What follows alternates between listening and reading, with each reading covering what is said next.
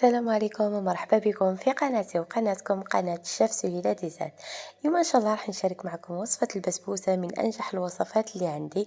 هذه الوصفة ديروها في عينيكم باسكو تجي سهلة وخفيفة وتجي متشربة، ووصفة يعني من اول مرة راح تجربوها راح تنجح معكم. نقول لكم ما تراطوش الوصفة تاع اليوم.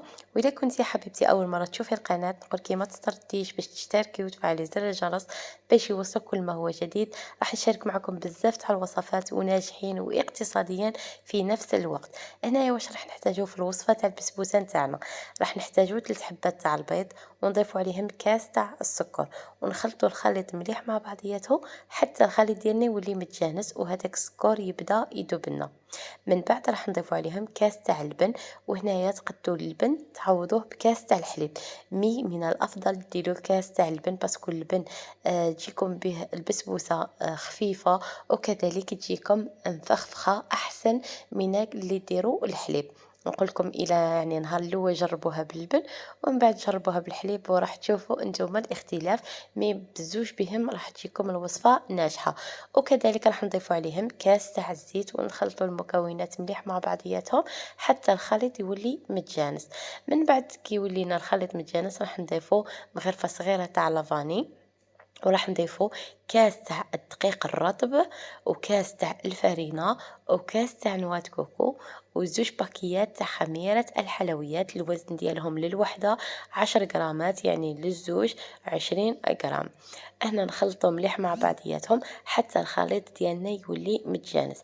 هنا حبيباتي في هذه المرحلة لازم يكون يدكم خفيف باش هذاك الدقيق ما يبقاش يشرب لكم الخليط والخليط ديالكم يتقل لكم، وكذلك ثاني كنوة كوكو يتشرب في الخليط.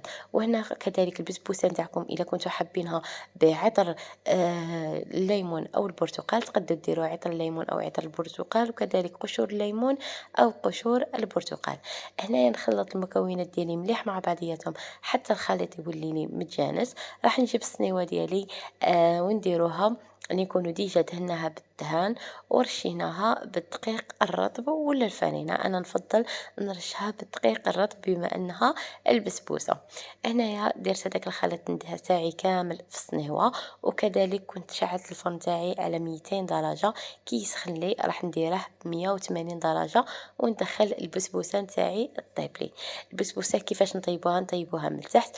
كي طيب لنا من التحت وتحمر لنا نشعلوا لها من الفوق باش تاخذ هذاك اللون الذهبي. نروحوا دوكا نطيبوا الشربات نتاعنا. هنا البسبوسه نتاعنا درناها في الفرن، نروحوا دوكا نطيبوا الشربات. من الاحسن لو كان الشربات تطيبوها في الاول تكون من الافضل، يعني تسقيوها بشربات بارده.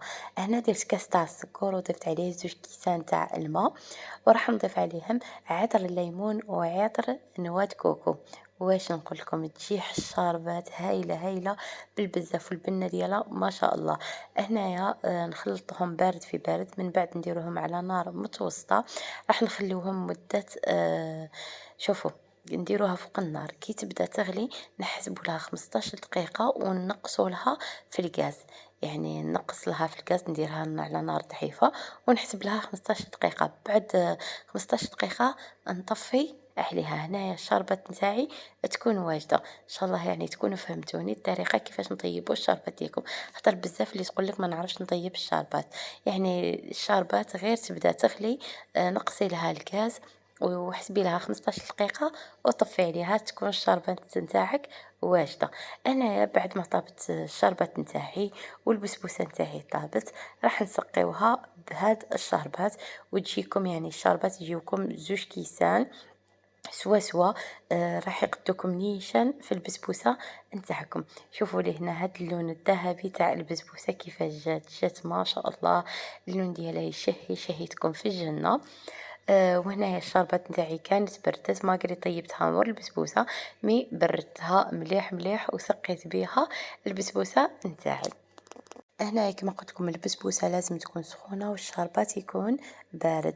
من بعد حبيباتي رشيت عليها نواه كوكو من الفوق كما راكم تشوفوا في الصوره، وهنايا راني نقسم معكم هذيك البسبوسة، وكاش جات تشهي حبيباتي، وكذلك جا الحجم ديالها ما شاء الله، وراها حجم عائلي تقدروا ديروها كذلك في رمضان في بلاصة قلب اللوز أو الشامية، وراح تجيكم هايلة. وهنايا نقول لكم إن شاء الله الوصفة تكون نالت الإعجاب ديالكم. إلا عجبتكم ما تنساوش تخليو لي جيم، وكذلك ما تنساوش إلا ما راكوش مشتركين في القناة اشتركوا وفعلوا زر الجرس باش يوصلكم كل ما هو جديد. وهنا نضرب لكم موعد عن قريب إن شاء الله. مع السلامة.